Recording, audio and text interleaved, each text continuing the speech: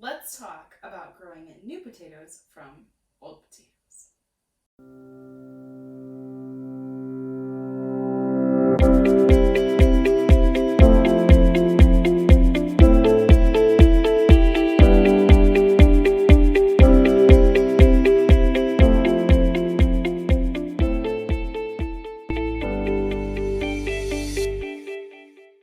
If your life is anything like ours, it is crazy busy on your homestead.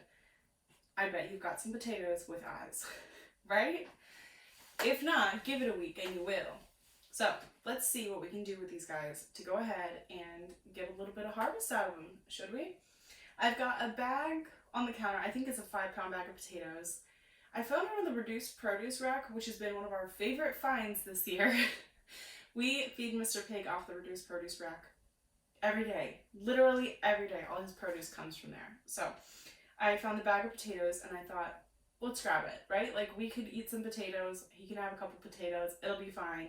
It's $2 for 5 pounds of potatoes. So what I've been doing is I've been collecting the eyes as we use the potatoes. So for St. Patrick's Day, we did corned beef, cabbage, and potatoes. So I just cut the eyes out.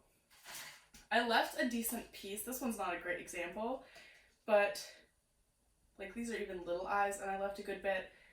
I can't remember whose podcast I listened to about potatoes. I want to say it was Jill Winger. If I figure it out, I will figure out the link or a description or something I can give below for you guys. But I briefly remembered whoever it was saying to cut about like 1 inch away from your eye and then let it harden so that it scabs over the cut part of the potato before you plant it. And we're not ready to plant them right now anyway, so I wanted to just go ahead and lay these guys out to let that piece kind of harden so we don't end up with mold and stuff like that. And I'm not going to put them under the lights in here, I'm just going to put them out of the way in here.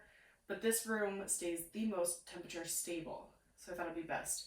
I'll give them a couple days, and once they kind of harden, this one's already like hardened on this side here because that was the most exposed. Once they do that, I'm probably going to put them in the fridge with our other seed potatoes and stuff like that, just to keep any mold or anything like that inhibited from growing as well. So I'm just going to put them in this. This is the top to one of the cake pans that we've used for seedlings.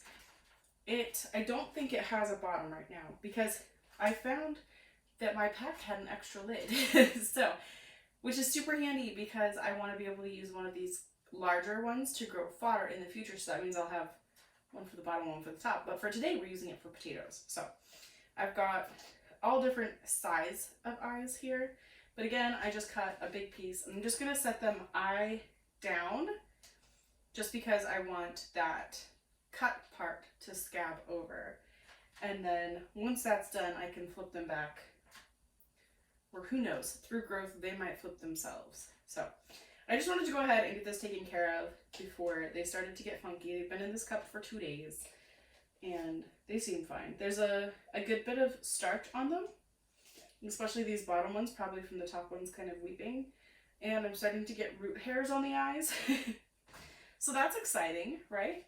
But I was thinking for lunch I probably have some potatoes, so I'm just going to go ahead and cut some more of these guys off. And I'll just keep adding to this. And then once they're scabbed, I'll go ahead and put them. I bought a couple extra strainers or really ventilated baskets like this one that I can keep them in just to keep the airflow, keep them good and healthy. And then we will plant these when we plant our other seed potatoes. So there you have it.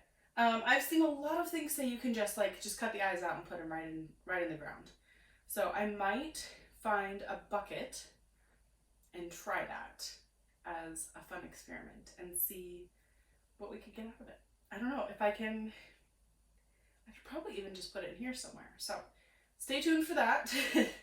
But that is all I've got on these guys for. The lighting is atrocious at the moment. It is pitch black outside, so forgive that. But these guys are nice and scabbed over and they've still got their beautiful roots. So I'm gonna go ahead and toss them in the fridge. And that'll probably be the end of this, and I will do another video later about all of the things that we were able to kind of regrow from our kitchen and what the yield of that was.